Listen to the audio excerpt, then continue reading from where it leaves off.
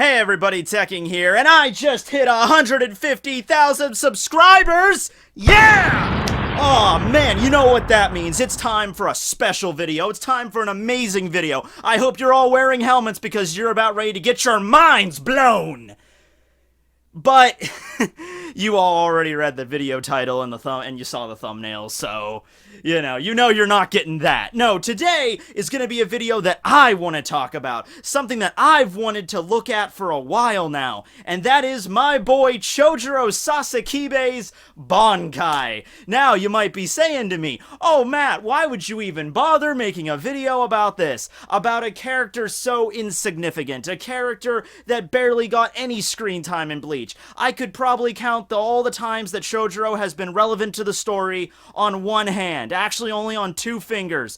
The time he got one shot by Ichigo, and the time he got penetrated by Driscoll. And that's basically all you got. After his death, Driscoll steals his Bankai and uses it against Yamamoto, and we get like a backstory posthumously just thrown onto Chojiro. Like all this cool stuff that he was maybe capable of, and maybe would have been cool to see, but he just never did, and he'll never get a chance because he's dead. But that doesn't change the fact that Chojiro, pretty interesting, had the only lightning-typed Zanpakuto in the entire Soul Society. I mean, yeah, we've seen other characters use lightning before, like Yoruichi, but that's not her Zanpakuto ability.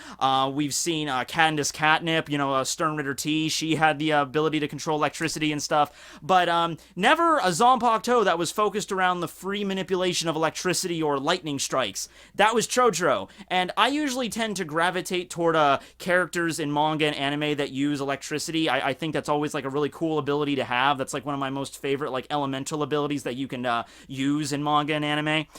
So I was really disappointed that Chojiro didn't get the spotlight, but screw it. I'm here to talk about him now. This is probably the most time anybody is ever going to discuss him, so I might as well just give him the spotlight, alright? Chojiro Tadaoki Sasakibe was born as a man that was possibly blind, but not really. Actually, that's a legitimate question, because in the manga, he's always drawn without pupils, but in the anime, he's always drawn with pupils, so I don't know. And I only say he's blind is because the only other character that was drawn without pupils is Tozen, who has been confirmed to be blind, so you can just take that whatever you will.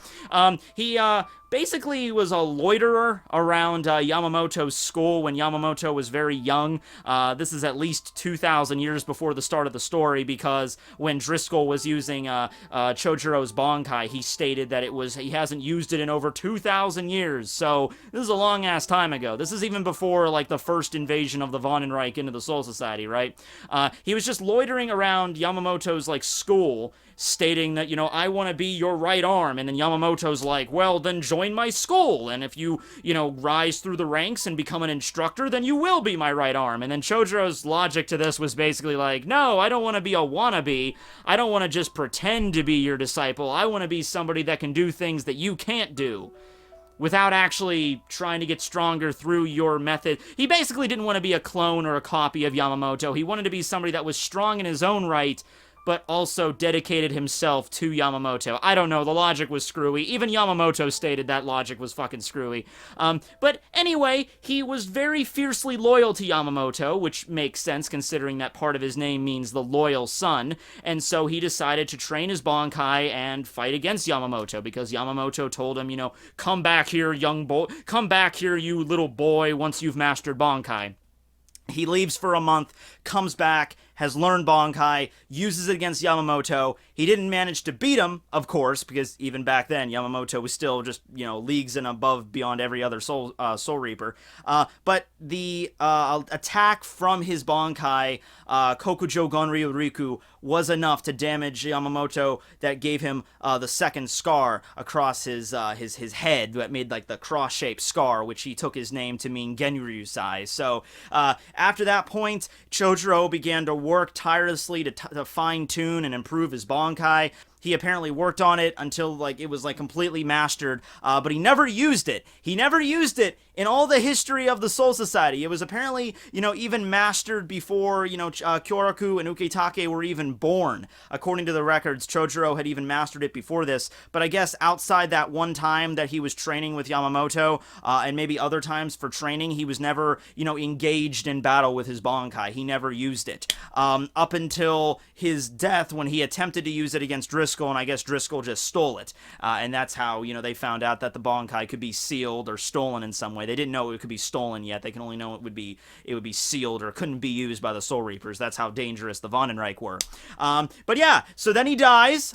Driscoll impales him with the giant talisman thing. He lands in Yamamoto's office. He, splurts out some blood and gives his death speech like, they can Bankai steal, or I don't know, dead. And then he collapses, and then Byakuya reads him his funeral rites, and then this gets burned at the cremation platform or whatever. So that puts an end to Chojiro right there. That's the history of that guy. But then his Bankai remains. Driscoll, Stormritter O, uses it against Yamamoto. Shuhei is also there. And Shuhei, Yamamoto doesn't speak very much throughout this entire exchange because he's very somber at the death of his subordinate, at the death of somebody that was so steadfastly loyal to him. He doesn't speak much. So instead you have Shuhei in the background kind of commenting on what the Bankai really is. He remarks that it's very similar to Hyorin Maru, Toshiro's Bankai, which allows him to affect the weather. Whereas, Toshiro's Daigen Hyorin Maru affects the weather to the point where he can summon, snow and ice. Gonon Rimaru's Bankai, Kokujo Gonryu Riku, affects the weather so that he can bring forth thunder and lightning.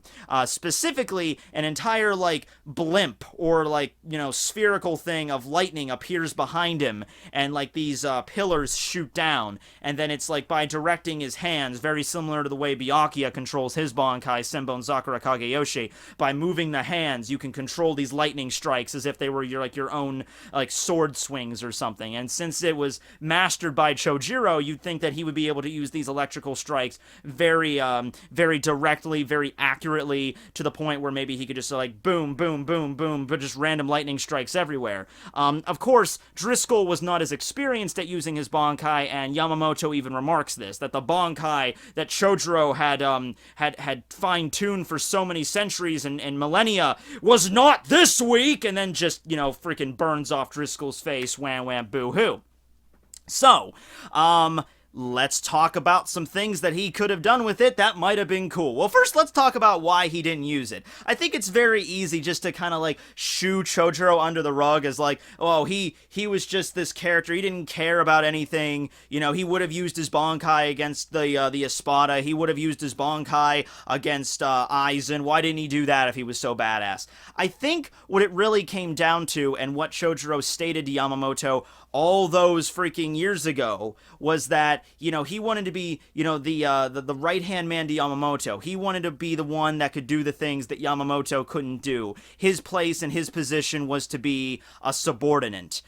I think a lot of people might not connect with that too well, because in most people's lives you always want to aspire to maybe be the best. You want to try, nobody's ever really happy with second best, but Chojiro just was. Chojiro's I don't need to be the best. I don't need to be a captain. All I need is to be by Yamamoto's side as his loyal right-hand man. That's what I want. That might seem odd to you. That might seem strange that you would your entire life goal is just to serve someone else. But that was Chojiro's life goal. You could say it's stupid, and even myself, I find that a little bit but, that's what he wanted to do with his life. Now, if Yamamoto was ever defeated in combat, that would have been the cool thing to see. That would have been awesome. Here's what you could have done, and I'm just throwing this idea out there. So, obviously, it seems that the reason Kubo killed off Chojiro so early on in the final arc was to give us a sense of scale. Of, this is the final battle, this is the final arc. We're gonna start seeing some serious Shinigami deaths. And of course, he probably went through his mind okay, who's the Shinigami that has a high rank and would sort of be a big deal for me to kill off, but also wouldn't be a big deal that I killed off. It wouldn't get a lot of the fans pissed off, but it would still be like kind of a big deal. Oh, Chojiro, yeah, he's the lieutenant right under the captain commander, but nobody really cares about him, so I can kill him off, and nobody's gonna be upset about that. Not like if I killed off Byakuya or something. That would be weird. I think that was a misstep. I think what you should have done is left Chojiro alive after Yamamoto died, because that's what Chojiro was kept saying. Imagine if the one person he was so loyal to his whole life died. Now, that might take away some issue with Yamamoto, because the reason why Yamamoto was so, pissed off in that fight against, Driscoll and eventually Yuha, who, turned out to be Royd, was because his subordinate died and he was going on a rampage. But I still think you could retain all that rage that Yamamoto was feeling without actually having Chojiro die. Because you have the Vandenreich, you have the Quincy's showing up and wrecking his fucking crib. I mean, I think that Yamamoto would be pretty pissed about that, even if his subordinate wasn't dead. I think Yamamoto would have still went and fought against Driscoll and fought against Yuha. You could have still had all those emotional moments with him going Bankai and everything without Chojiro dying. And then here's the kicker.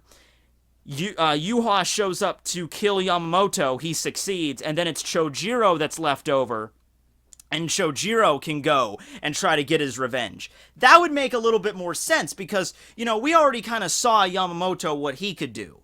Chojiro was kind of in the back this entire time, and it would have been really cool to see Chojiro finally being like, they killed the captain commander.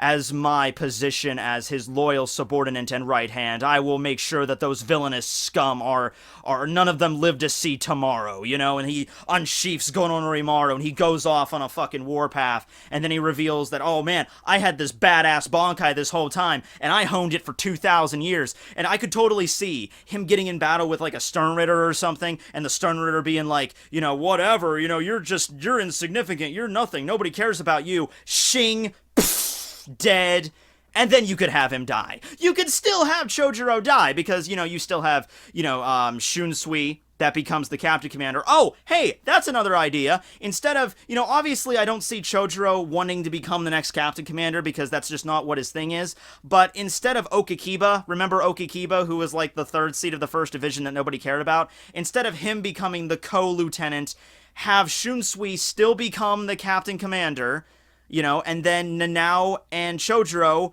be his vice captains. Or if you want to have Chojiro die later on, then you can have Nanao come in, then you can have, then that would make sense in Okikiba. Whatever. But yeah, moving on to badass things that he could have done with his sword but didn't. So, it's interesting to admit that the first time we actually saw Gonon Rimaru's ability was actually in the Zanpakuto anime-only arc. Now remember, it was anime-only, but Kubo was still responsible for designing each one of the Zanpakuto spirits, and he designed Gonon Rimaru to have a very Eastern-like appearance and the ability to use lightning. He had like a long pike thing that he can control lightning with. He could summon storm clouds and stuff. And that was a great hint at what was his actual ability later down the line.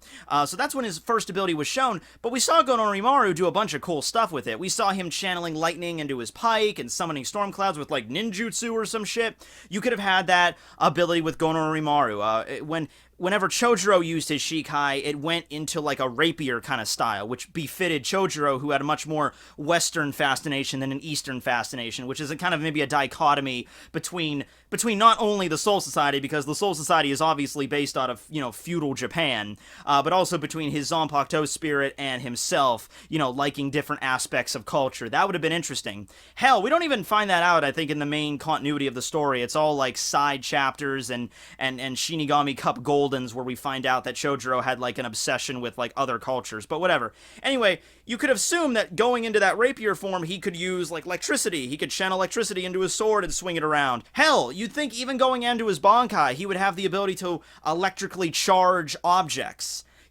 Like that could be a cool support technique, not just for himself, but for other Shinigami. Maybe like another, like a bunch of like foot soldiers get together, take out their swords, maybe they're foot soldiers, they can't use Shikai yet, and then Chojiro can go into his Bankai, activate, Kokujo Gonryu Riku, and he could like electrically charge all of his subordinates' weapons so that they could, have a little bit more oomph without actually hurting them, only hurting their opponents. Like, it could be a support type Bankai. That's a cool idea you could do with it. From what we've seen, he was able to injure Yamamoto with like a scar, which I admit that's kind of weird, because, you know, I'm going to strike you with lightning and it's going to leave a scar. So maybe he could do that. Maybe he could make like kind of like what Sasuke can do in Naruto Shippuden. He can kind of make like an electrical sword or something. Like, I'm just throwing ideas out here, but it sounds cool, right? You know? It's always fun to talk about all the cool things a character could do after that character dies, after their Bankai has already been shown, and 186 chapters after the fact that he's, you know, been shown to use it, and over almost a year since the series ended. But I always wanted to talk about Chojiro's Bankai. It always seemed cool to me. I just wanted to always talk about Chojiro. Seemed like such an interesting character to me, at least after the fact. It seems like a lot of stuff you could have done with him anyway. But he's always shunned, you know? Like, he appeared in Fate Karakura Town, you know, and he shows up with all the other captains. He even gets a cool scene where he's staring down the Espada, and it's like, whoa, Chojiro's gonna do something. But no, he just kind of leaves for the majority of the fight and just shows up later when the Vizards come in, like, oh, I'm sorry, I was just in charge of opening and lowering the barrier. And then Yamamoto's like, okay, good job, go fuck off now. He's like, okay, sir. I understand there's a lot of characters in Bleach. There's a lot of captains, a lot of Vizards, a lot of lieutenants. Not everybody's going to get the spotlight that they deserve. And I guess I should be happy that he even got a backstory, even though it was, you know, introduced after his death. I guess I should be happy we got something with that. But I feel like a lot of the fans are just going to gloss over him, just going to ignore him completely and be like, oh yeah, that guy with the mustache and I think he had a lightning Bankai. Yeah, whatever. He died. It was weird. I don't want that to happen with Chojiro. I want people to remember him. Who are we talking about again?